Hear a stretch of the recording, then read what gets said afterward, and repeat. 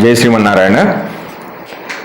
జ్ఞానానందమయం దేవం నిర్మలా స్ఫటికాకృతం ఆధారం సర్వవిద్యానాం హయగ్రీవ ముపాస్మయ.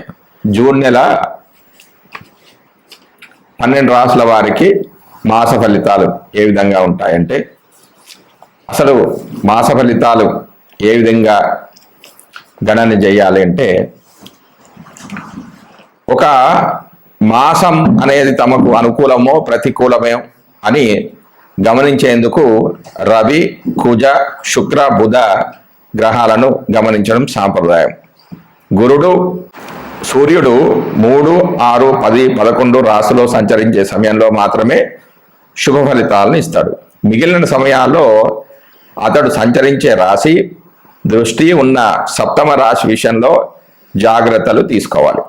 వేరువేరు జన్మరాశుల వారికి రవి సంచరిస్తున్న రాశి దృష్టి ఉన్నటువంటి రాశులు ఏ భావాలైతాయో గమనించి వారికి అనుకూలమైన ఫలితాలను నిర్దేశించాల్సి ఉంటుంది.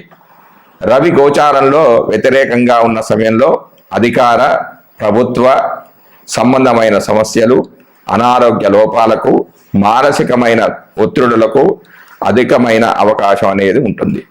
అదేవిధంగా కుజుడు గోచారంలో అననుకూలమైన రాశుల్లో సంచరిస్తుంటే చిన్న చిన్న ప్రమాదాలు, ఒత్తిడులు, శారీరకమైన అనారోగ్యాలు, నొప్పులకు అవకాశం అధికంగా ఉంటుంది. అంతేకాకుండా సామాజికంగా అప్పులు పెరగడం, శత్రుత్వాలు అధికం కావడం కూడా ఉంటుంది. తగిన దాన ధర్మాలు అవసరమవుతాయి. 3, 6, 11 రాశిలో మాత్రమే శుభ ఫలితాలను కుజుడు ఇచ్చినప్పటికీ తాను సంచరిస్తున్న రాశి దృష్టి ఉన్నటువంటి 4, 7, 8 రాశులను కూడా ఫలితాల విషయంలో లెక్కలోకి తీసుకోవాలి. బుధుడు గోచారంలో అననుకూల ప్రదేశాల్లో ఉన్నప్పుడు వ్యాపారాదుల్లో లోపాలకు అధికమైన అవకాశం ఉంటుంది. అంటే వ్యాపార నష్టాలు ఎక్కువగా జాతకుడు చూస్తాడు. పెట్టుబడులు అనేవి ఫలించవు. స్ఫురణ శక్తి లోపిస్తుందంటే జ్ఞాపశక్తి అనేది లోపిస్తుంది. శారీరక చైతన్యం తగ్గిపోయే సూచనలు ఉన్నాయి. కొంత బలహీన మనస్తత్వం, ఆలోచన తత్వంలో లోపాలకు అవకాశం అనేది కలుగుతుంది. రోగ నిరోధక శక్తి లోపించడం వల్ల కలిగే సమస్యలు అన్నవి పెరుగుతాయి. బుధుడు 2, 4, 6, 8, 10, 11 స్థానాల్లో శుభ ఫలితాలు ఇస్తాడు. తాను చూస్తున్న భావాలను కూడా శుభాన్ని ఇస్తాడు. శుక్రుడు అధిక స్థానాల్లో గోచారిత్యా అనుకూలంగానే ఉన్నప్పటికీ బలహీనమైన గోచార ఫలితాలనిచ్చే స్థానాల్లో మనోభిష్టాలు నెరవేరక ఇబ్బంది పడుతూ ఉంటారు.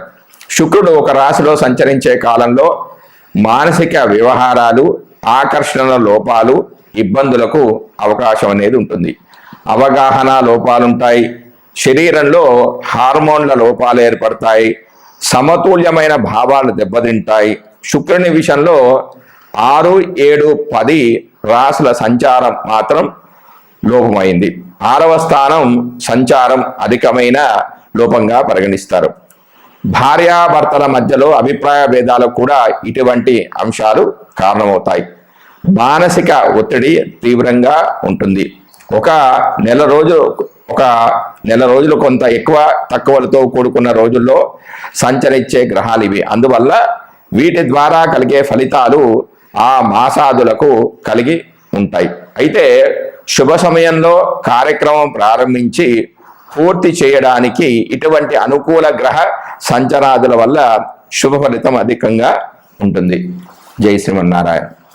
జ్ఞానానందమయం దేవం నిర్మలా స్ఫటికాకృతిం ఆధారం సర్వవిద్యానాం హయగ్రీవ ఉపాస్మయ.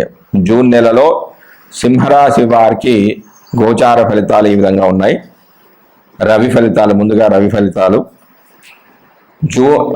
మే నెల 15 నుంచి జూన్ 14 వరకు 10వ స్థానంలోను, జూన్ 15 నుండి జూలై 16 వరకు లాభంలోనూ సంచరిస్తున్నాడు. ఈ 2 స్థానాల్లో సంచరించేటప్పుడు రవి శుభ ఫలితాలనే ఇస్తాడు. అవి ఈ రకంగా ఉన్నాయి. కర్మసిద్ధి, ధనలాభం, ఆరోగ్యం, అధికారుల యొక్క ప్రసన్నత, బంధు సౌఖ్యము, రాజదర్శనము, ఉద్యోగ ప్రాప్తి, మిత్రులతో సత్కళాక్షేత్రము అంటే మిత్రులతో బాగా మాట్లాడతారు. ఉద్యోగ ప్రాప్తి, వ్యాపార అభివృద్ధి, సంపదలు, జయము, వాంఛిత ఫలసిద్ధి, గౌరవం, వివాహాది శుభకార్యాలు జరుగుతాయి. ఆనందం ఉంటుంది, ఉత్సాహం ఉంటుంది, మంచి రుచికరమైన ఆహారాన్ని తీసుకుంటారు, సంపదలు కలుగుతాయి. సప్తమ దృష్టి చేత 4వ స్థానాన్ని 5వ స్థానాన్ని వీక్షించడం వల్ల ఆ యొక్క స్థాన ఫలితాలు కూడా అనుభవంలోనికి వస్తాయి. కొంత గృహ సంబంధమైన చిక్కులు, సౌఖ్యలోపం, వ్యాధి, ప్రయాణాల్లో కొంచెం అలసిపోవడం, అప్పుడప్పుడు తృప్తికరమైన ఆహారం లభించకపోవడం, మిత్రుల ద్వారా కొంచెం ఇబ్బందులు, సంతానానికి కొంచెం అనారోగ్యం, శత్రుత్వం, వృత్తిభంగం, మనోదుఖం లాంటివి లభిస్తాయి. 10, 11 స్థానాలు శుభ ఫలితాలు ఇచ్చినప్పటికీ ఆ స్థానాలకు వేద స్థానాలైన 4, 3లలో ఇతర గ్రహాల వేదలు ఏ విధంగా ఉన్నాయి? చంద్రవేద వలన సంతోషం, నూతన వస్త్ర ప్రాప్తి, భోజన సౌఖ్యము, ధనలాభం అనేవి కలుగుతాయి. దాని తర్వాత కుజుడు యొక్క ఫలితాలు. కుజుడు జూన్ 2వ తారీఖు నుంచి జూలై 12వ తారీఖు వరకు కుజుడు 9వ స్థానంలో సంచరిస్తున్నాడు. ఇది అశుభ స్థానం. ఫలితాలు అనేవి ఈ విధంగా ఉన్నాయి.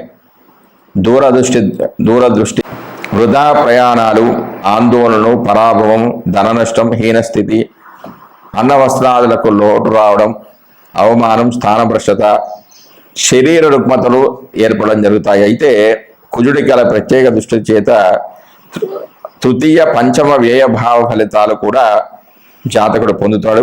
ధైర్యము, అయత్న ధనలాభము, ఆరోగ్యము, జయము, అధికార వృద్ధి, కీర్తి, ఇష్టకార్య సిద్ధి, సంతాన సౌఖ్యము, సర్వాభరణ లాభాలు, బంధు విరోధము, వేదన, వ్యాధి రావడం, క్రూరమైన ఆలోచనలు రావడం, భయము, ద్రవ్యనాశము, భాగ్యహీనత, అనారోగ్యం, ఉదర వ్యాధి, మిత్రద్రోహము, బంధువుల వలన దుఃఖము లాంటివి వచ్చే అవకాశం ఉంది. స్త్రీ వివాదం, కీర్తిహాని, అశాంతి, తాపం, అనేక విధాల ఖర్చులు. ఈ విధంగా మిశ్రమ ఫలితాలు కూడా కొన్ని జాతకుడు చవి చూస్తాడు. తర్వాత బుధుడి ఫలితాలు. బుధుడు సింహరాశి వారికి జూన్ 1వ తారీఖు నుంచి 14వ తారీఖు వరకు 10వ స్థానంలోను, జూన్ 15 నుండి జూన్ 29 వరకు లాభంలోనూ సంచరిస్తున్నాడు. ఈ 2 స్థానాలు కూడా బుధుడికి శుభస్థానాలే. విశేషమైన సౌఖ్యము, ధనలాభము, కీర్తి, శత్రు జయం కలుగుతాయి. మరోవైపు సంతానము, అపవాదు, దూషణలు, భోజన అసౌఖ్యము, అనారోగ్యము, మనస్సంతోషము, కీర్తి, ద్రవ్యలాభము, బంధుమైత్రి, సుఖ సంతోషాలు, మిత్రలాభము, ధనలాభం అనేవి కలుగుతాయి. బుధుడు తన సప్తమ దృష్టి చేత చతుర్థ, పంచమ భావాలను కూడా చూడడం వల్ల ఆ భావ ఫలితాలు కూడా పొందడం జరుగుతుంది.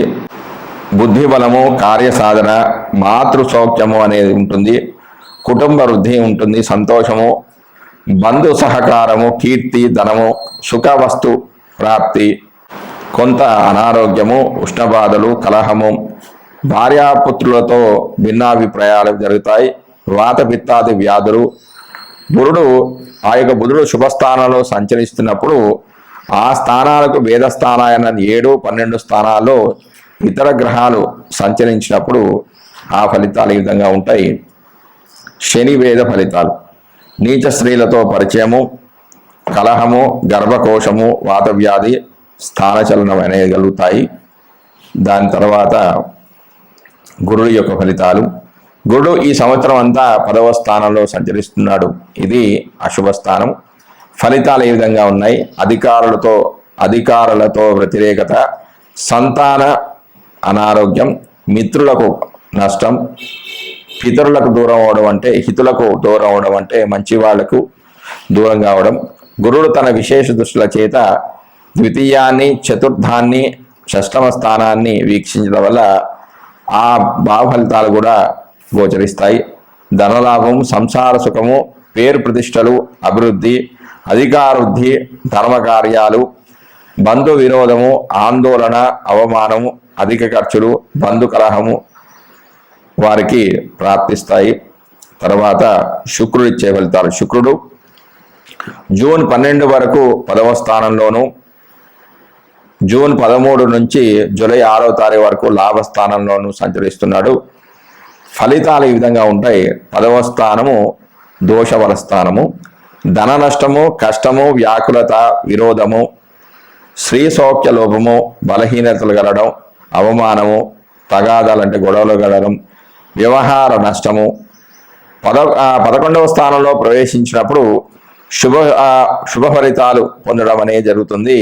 అవి మంచి మృష్టాన భోజనము, మిత్రలాభము, స్త్రీ సౌఖ్యము, శాంతియుత జీవనము. 11వ స్థానంలో శుక్రుడు సంచరించినప్పుడు దానికి వేదస్థానమైన 6లో ఇతర గ్రహాలు తమ ప్రభావాన్ని చూపిస్తాయి. శుక్రుడు తన సప్తమ దృష్టి చేత చతుర్థాన్ని, పంచమాన్ని వీక్షించడం వల్ల ఆ భావ ఫలితాలు కూడా జాతకుడు పొందుతాడు.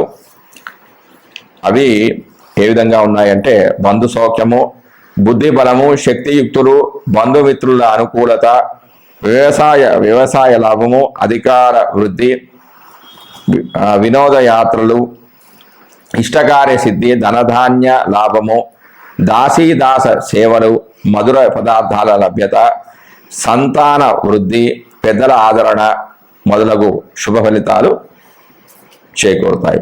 తర్వాత శని ఫలితాలు. సింహరాశి వారికి శని 7వ స్థానంలో సంచరిస్తున్నాడు.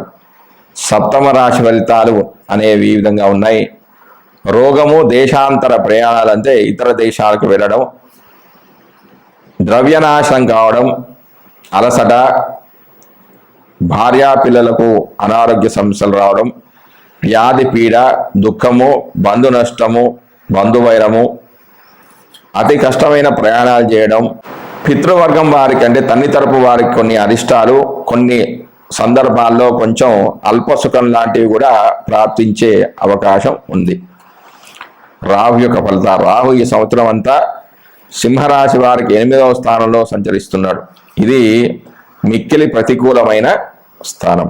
అనారోగ్యం, ఆందోళన,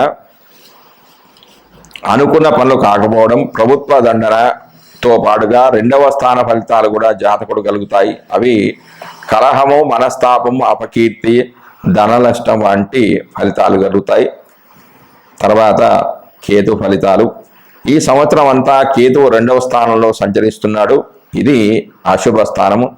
అనేక రకాల ధన నష్టాలు కలుగుతాయి, కష్టాలు కలుగుతాయి, మనస్తాపానికి గురి కావడం జరుగుతుంది. మరియు అనారోగ్య సమస్యలు, ఆందోళనలు, ప్రయాణాలు, ప్రభుత్వ దండన, భయము, విచారము వంటివి కూడా జరుగుతూ ఉంటాయి. జై శ్రీమన్నారాయణ. ఇవి కేవలం చంద్రుడి నుంచి చూసిన ఫలితాలు మాత్రమే, అంటే గోచార ఫలితాలు మాత్రమే. సంపూర్ణమైన ఫలితాలు ఎప్పుడు వస్తాయంటే వారి యొక్క జాతక చక్రాన్ని కూడా పరిశీలించుకొని